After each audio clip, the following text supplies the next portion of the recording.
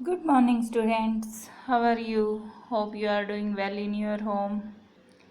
Student, in this video, I am going to start a new chapter.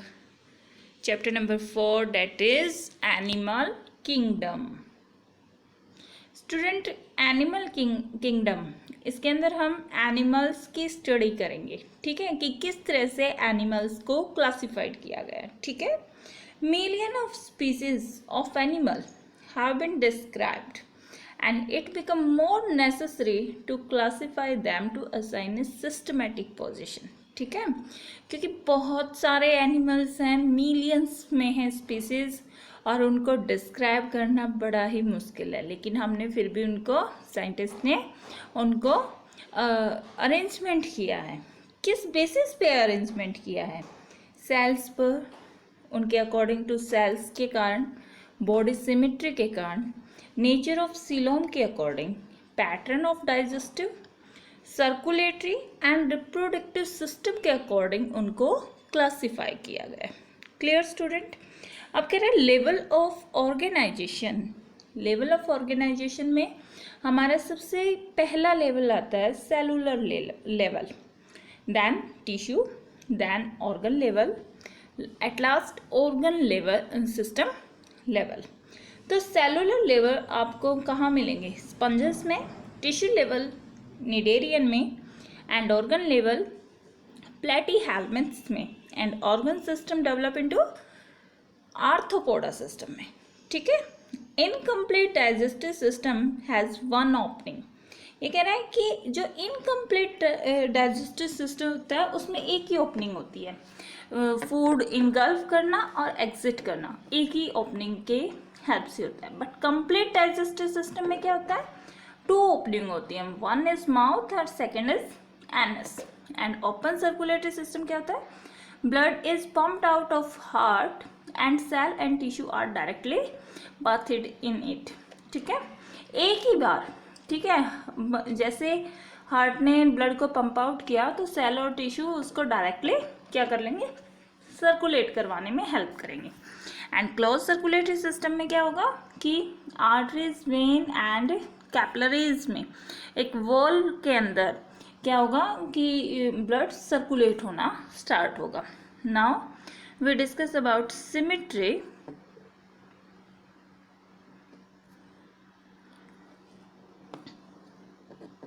Symmetry, symmetrical में क्या होता है? Can be divided into 2 equal part. And asymmetry में क्या होता है? Body is not divisible into 2 halves, जैसे कि अमीबा एंड स्पंज, ये एसिमेट्रिकल फॉर्म में होती है. फिर symmetry further divided into radical symmetry and bilateral symmetry. Radical symmetry में क्या होता है? Can be develop into equal halves by any plant passing through the centre, जैसे कि स्टारफिश, हाइड्रा, उसको किसी भी एंगल से आप उसको सेंटर से पास आउट करोगे तो उसके एक जैसे प्लान आपको मिलेंगे. लेकिन बायलैटरल सिमेट्री में क्या होता है? Can be divided equal halves by only one plane. And all vertebrate are the example of the bilateral symmetry. जैसे कि आप ह्यूमन की देखोगे तो ह्यूमन में इक्वल 2 हेल्प्स आपको मिलेंगे. क्लियर बच्चों? The animal in which cell are arranged in 2 embryonic layer. अगर 2 एम्ब्रोनिक लेयर है, one is external ectoderm and second is the internal endoderm, तो उनको हम बोलेंगे डिप्लोब्लास्टिक. ठीक है, जैसे कि पोरीफेरा और निडेरिया में जो कैरेक्टरिस्टिक्स आते हैं वो डिप्लोब्लास्टिक लेयर्स के आते हैं बच्चों.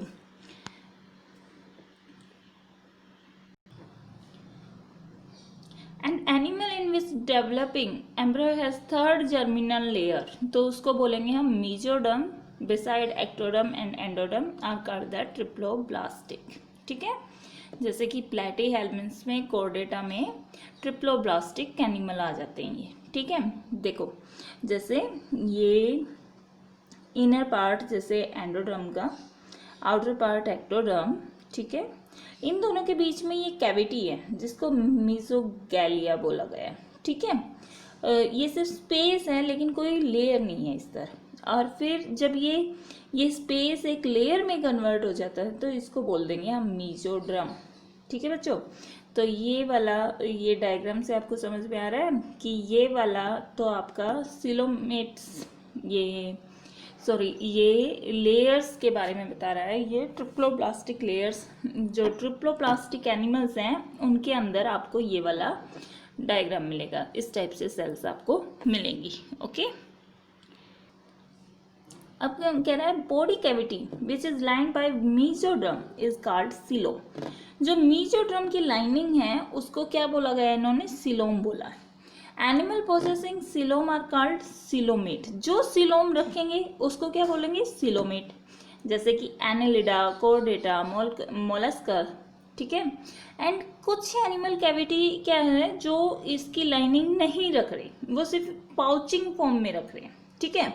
मतलब सीलोम है लेकिन पूरा प्रॉपरली डेवलप नहीं है, ठीक है। जैसे एक्टोड्रम और एंडोड्रम के बीच में पाउच बने हुए हैं, तो उसको हमने क्या नाम दे दिया, सूडोसीलोमेट, जैसे कि AC हेलमिथ।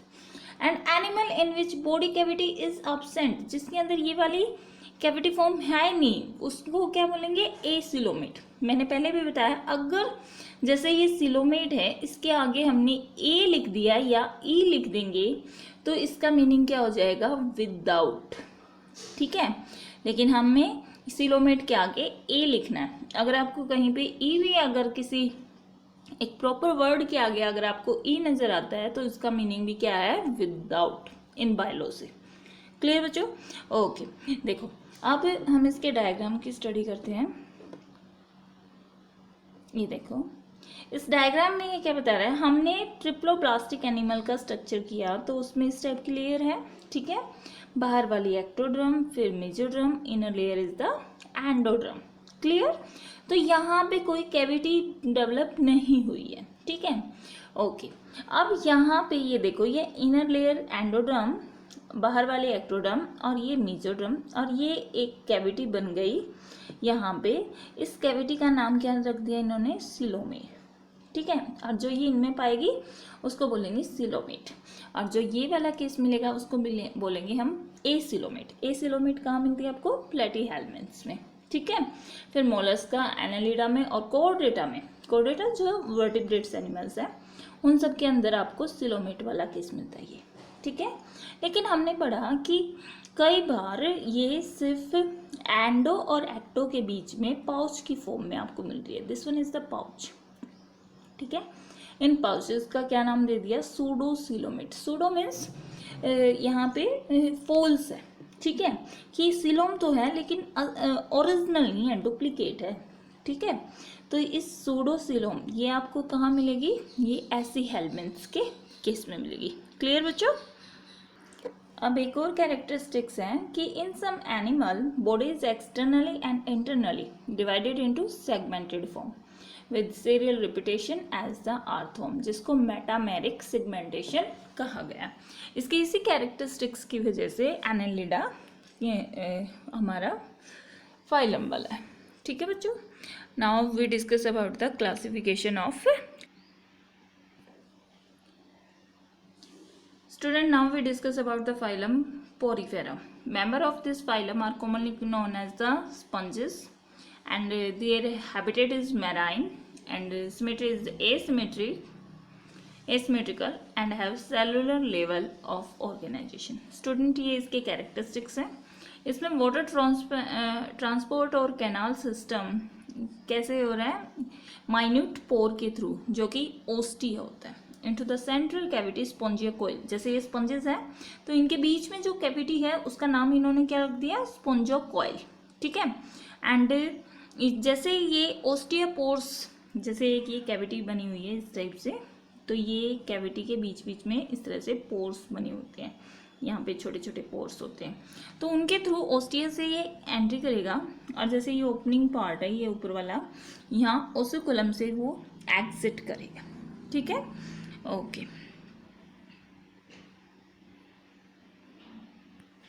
Nutrition, respiration, excretion is performed by the pathway of water transport system made up of spicules or sponge fibers, and egg and sperm are produced by the same organism. It means that is the hermaphrodite है। asexual reproduction by fragmentation हो जाता है, sexual reproduction by gamete formation, fertilisation internal होगा and development indirectly होगा। And example इसके sycon and spongilla. ठीक है, now we discuss about the phylum cnidaria, जिसको सिलेंट्रेटा भी कहा जाता है। ठीक है, एक्वाटिक मिलेगा आपको, मैराइन मिलेगा, सीसीएल, सीसीएल मतलब कहीं पे आके रोकी सब्सटेंस से या किसी भी स्टोन से आके चिपक जाना। ठीक है, एंड फ्रीली स्विमिंग भी कर सकते हैं ये, और रेडियल सिमेट्रिकल है। ठीक है, and they exhibit tissue level, यहाँ पे टिश्यू लेवल डेवलप हो चुका है, diploblastic in nature, coelomate with single opening, and they show two type of body, जिसको पोल्पी और मेडुसा कहा जाता है। ठीक है, इसकी बॉडी टू टाइप की मिलती है, one is polyp, second is Medusa. Polyp कैसी मिलेगी आपको, सीसीएल है, फिक्स्ड है, एक जगह पे वो फिक्स हो जाती है, cylindrical in shape without gonads, जैसे कि हाइड्रा एंड एडमीसिया। एंड मेडुसा क्या है, फ्री स्विमिंग है, अम्ब्रेला लाइक स्ट्रक्चर है, गोनेट उसमें प्रेजेंट है, जैसे कि ओरेलिया या फिर जेलीफिश, जेलीफिश इधर से उधर मूवमेंट करती रहती है। ठीक है, and some cnidarian exhibit both form, जो दोनों रखते हैं, पोलिप भी एंड मेडुसा भी, जिसको ओबेलिया बोला जाता है। ठीक है, ओबेलिया इसका एग्जाम्पल है, जिसके अंदर दोनों पोलिप एंड मेडुसा फॉर्मिंग में आपको मिलेंगे। Polyp produce Medusa asexually, polyp वाली कंडीशन से प्रोड्यूस मेडुसा, अगर वो मेडुसा लास्ट में आता है तो एसेक्सुअली रिप्रोडक्शन होगा। अगर मेडुसा प्रोड्यूस पोलिप तो कौन सा रिप्रोडक्शन होगा वहां पे, सेक्सुअली रिप्रोडक्शन होगा। ठीक है बच्चों, student, now we discuss about the phylum ctenophora, commonly known as the comb jelly or sea walnut, exclusively marine, diploblastic, radial symmetrical with tissue level of organization, body bear 8 ciliated comb plate which help in the locomotion, जैसे कि एक ये बोल like structure है और यहाँ पे इस तरह से 8 इसकी ये इस तरह से ये ciliated plate like structure develop होगा, जैसे कि एक बोल है और ये बोल पे आपने इस तरह से 8 रस्सियाँ बांध दी। ठीक है, इस टाइप से, कितनी हो गई, 7 हो गई, ये लो 8 हो गई, ये इस टाइप से सीलिएटेड फॉर्म इसके अंदर मिलेगी। ठीक है, ओके। अब ये कह रहे हैं बायोल्यूमिनेसेंस। बायोल्यूमिनेसेंस क्या होता है कि ऐसे ऑर्गेनिज्म जो लाइट को इमिट करते हैं। ठीक है, is present in the ctenophora, hermaphrodite in nature, fertilization external and development is कैसा है, indirectly development, ctenophora and pleurobrachia इसके एग्जाम्पल है। क्लियर बच्चों? Student, now we discuss about phylum platyhelminthes, जिसको फ्लैट वॉर्म भी कहा जाता है। इसका डोर्सो वेंट्रली जो बॉडी है वो फ्लैट है। ठीक है, फ्लैटन बॉडी है, इसलिए इसको फ्लैट वॉर्म बोला जाता है। और बाइलेटरल सिमेट्री, अब तक हमारी रेडियल सिमेट्री चल रही थी।